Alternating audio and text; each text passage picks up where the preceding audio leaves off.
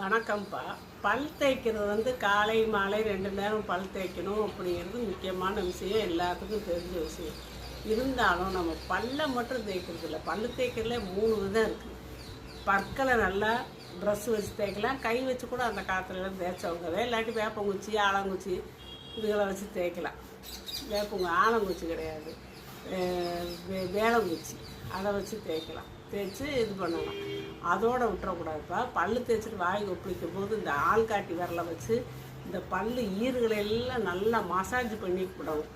ஒரு 2 நிமிஷமோ 1 நிமிஷம் மசாஜ் பண்ணி அப்புறம் வாய் கொப்பளிச்சா அந்த ஈறுகள்லாம் பல்லை கெட்டியமாக பிடிச்சிக்கிறோம். ரத்த கசி வராது, ஈறு வீக்க வராது. அப்புறம் நாக்கில் வெள்ளையாக படிஞ்சிருக்கும். அது அப்படி படிஞ்சிருக்கும் போது உடம்புல பல பிரச்சனை வரும், மலச்சிக்கல் வரும், வாய் நாற்றம் வரும். அதுக்கு டெய்லி நாக்கு வலிக்கணும். இந்த 3 விஷயம் செய்யணும் பல் தேய்க்கும் போது.